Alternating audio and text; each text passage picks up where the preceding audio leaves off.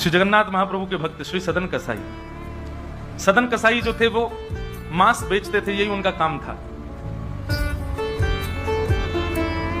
एक बार ऐसे तराजू में तोलते थे मांस को, तो जब मांस का विक्रय कर रहे थे तो उनको पता नहीं चला, वो भार की जगह शालिग्राम जी को रखते थे, लेकिन कीर्तन उनको बड़ा प्रिय था, कीर्तन करते हुए मांस बेचते थे। बताओ, ऐसा उनका स्वरूप।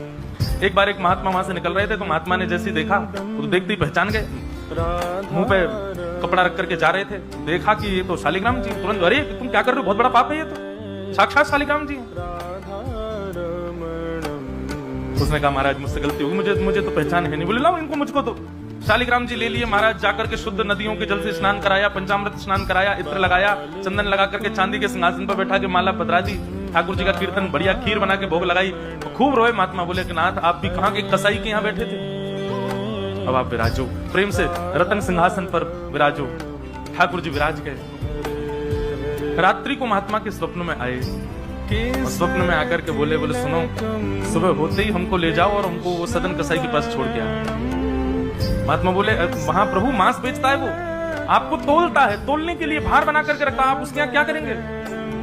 ठाकुर जी कह रहे हैं हम जितना कह रहे हैं उतना करो बस। बोले नाथ ये तो वेद विरुद्ध हो जाएगा, ये तो शास्त्र विरुद्ध हो जाएगा, मैं आपको कैसे वहां छोड़ के आ सकता हूँ?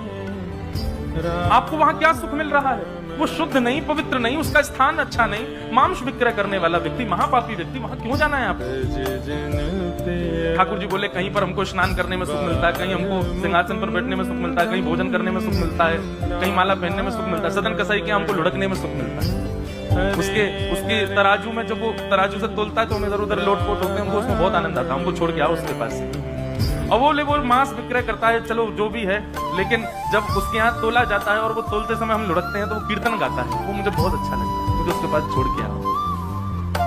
न जाने कौन से गुण पर दयानिधि रीझ जाता। सदन कसाई के पास महात्मा वापस आ गए और आकर के शालिग्राम जी देने, सदन कसाई बोले नाथ यहाँ क्यों ले आए इनको दोबारा, यहाँ तो मांस बेचता हूँ मैं, बहुत गंदा स्थान है ये। बोले धरो इनको अपने पास।